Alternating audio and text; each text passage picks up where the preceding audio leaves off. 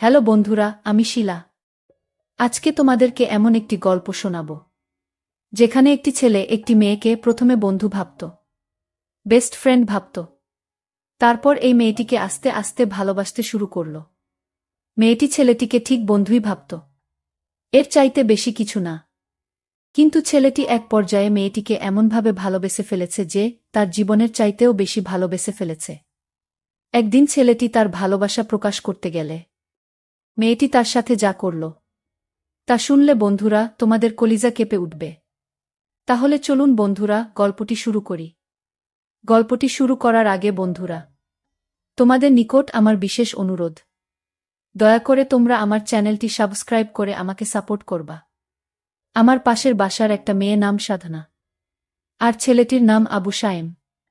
সাধনা আর সায়েম দুজনেই খুব ভালো বন্ধু বলতে পারেন, একজন আর একজনকে ছাড়া চলে না।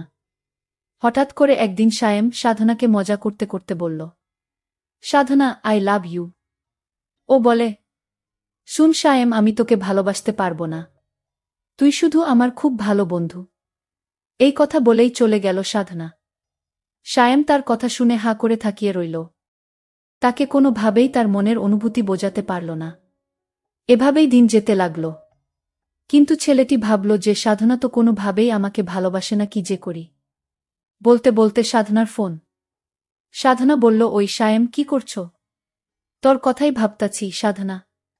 চুপ থাক। সাধনা বলল, ওই সায়েম, খাইছস? সায়েম বলল, না। তুই খাইছ সাধনা? হ্যাঁ খাইছি।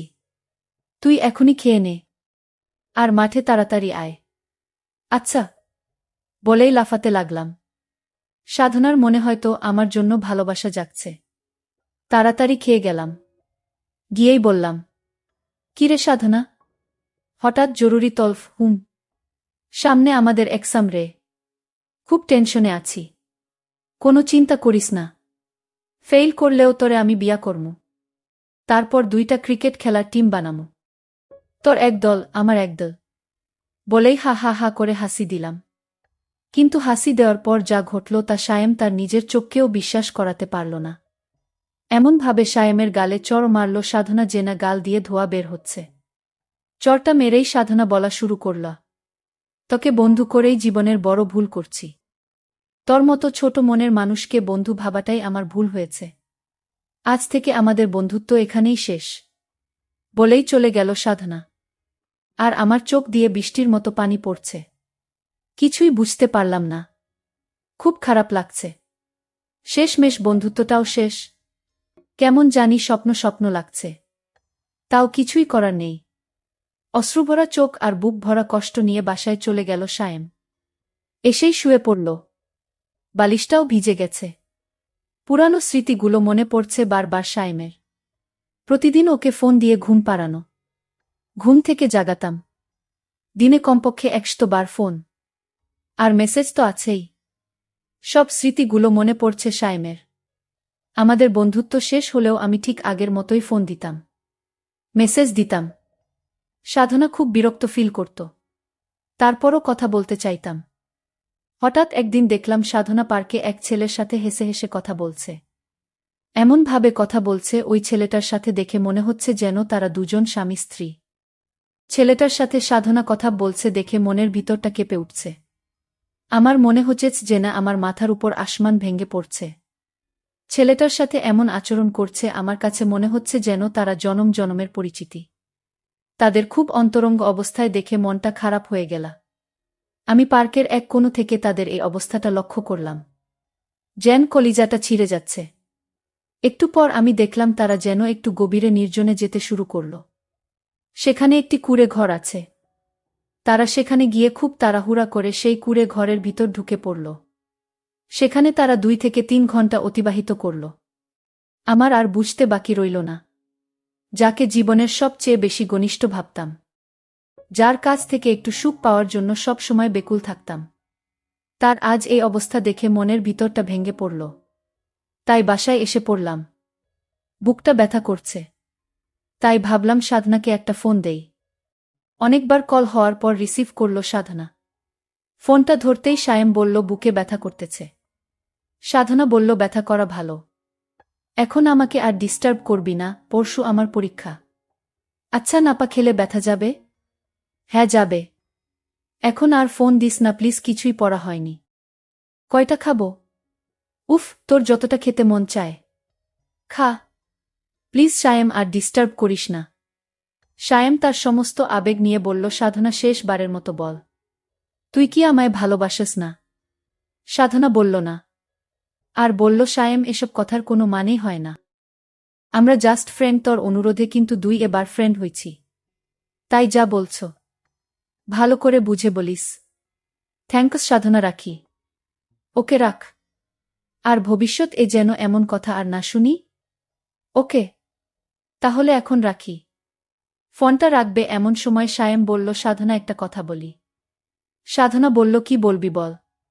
সায়েম অত্যন্ত নরম সুরে বলল, আজ তোকে পার্কে একটা ছেলের সাথে দেখলাম। সত্য করে বলবে সাধনা, ছেলেটিকে? তোর সাথে এই ছেলেটির কিসের সম্পর্ক? সাধনা বলল, ও আমার লাভার। সায়েম সাধনার মুখ থেকে কথাগুলো শুনে একেবারে নীরব হয়ে রইল।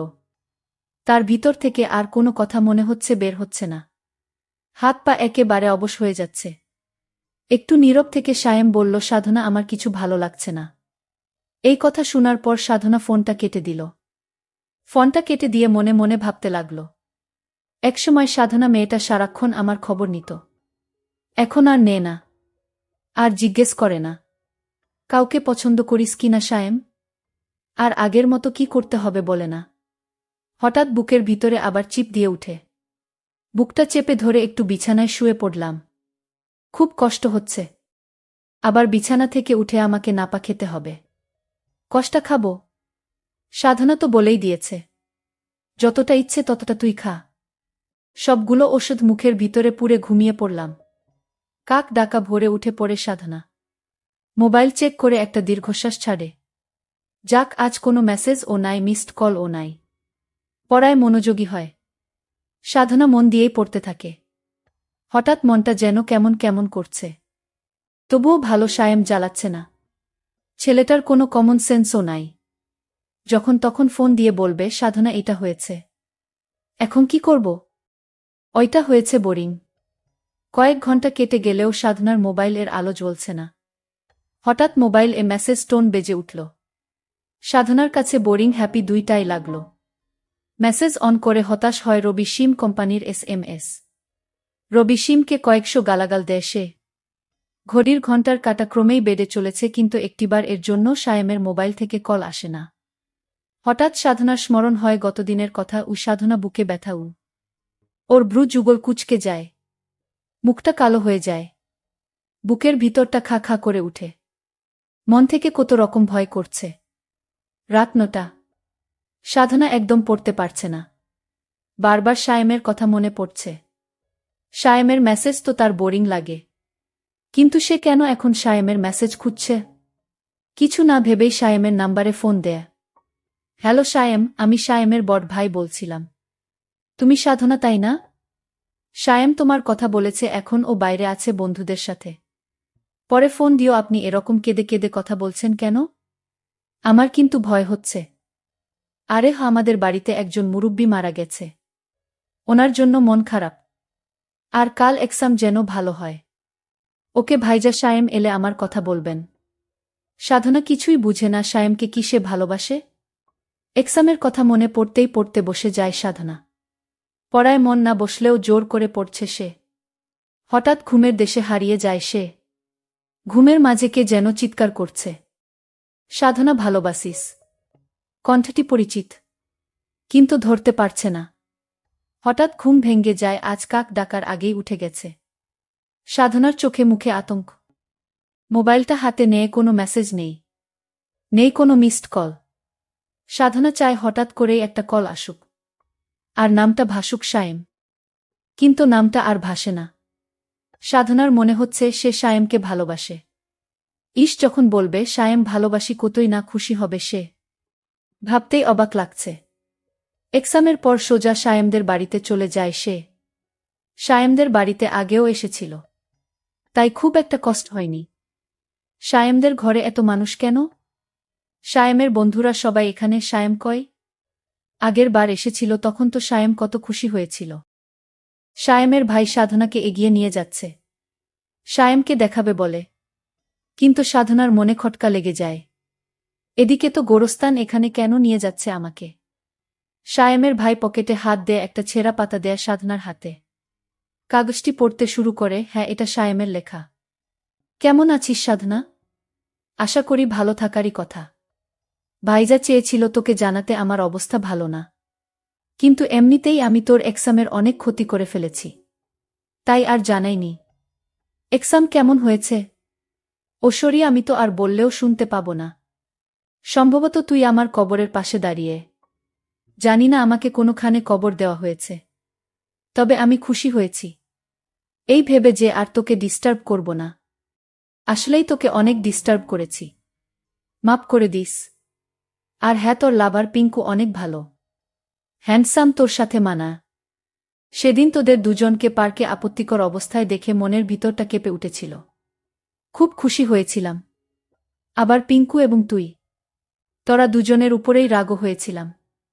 আর ওশরি, তোর এমনেই অনেক টাইম নষ্ট করেছি। সামনে এক্সাম ভালো করে দিস। আর একটা কথা, নাপা কাজ করেছে, আমার সব ব্যথা দূর করে দিয়েছে। থ্যাঙ্কস, মাফ করে দিস। আর একটা কথা, রাগ করিস না সাধনা, আমি তোকে অনেক, আমার জীবনের চাইতেও বেশি ভালোবাসতাম। যতক্ষণ আমার দেহে প্রাণটি ছিল ততক্ষণ শুধু সাধনা সাধনা বলেই আমার শেষ নিঃশ্বাস ত্যাগ করেছিলাম। যাক, সব শেষে তো আমি তোকে যে ভালোবেসে মরতে পেরেছি, এতেই আমার সুখ। সাধনা ভোগে নয়, ত্যাগেই সুখ। ভালো থাকিস। আবার সরি। আর জীবনেও বলবো না ভালোবাসি তোকে। এই কানে ধরেছি। বোরিং বোরিং সাধনা ধপ করেই সায়েমের কবরে বসে পড়ল আর চিৎকার করে কান্না করছে। আর ওর মুখ থেকে বের হচ্ছে, সায়েম, এই সায়েম, ওঠ, একটিবার উঠ, একটিবার দেখ আমি এসেছি। তুই না আমাকে ভালোবাসিস? আমিও তোকে ভালোবাসি রে। ওঠ সায়েম, ওঠ। তুই না 2টা ক্রিকেট টিম বানাবি? আমি রাজি রে। তারপরও তুই ফিরে আয় সায়েম। চিৎকার করে বলছে, ফিরে আয় সায়েম, ফিরে আয়।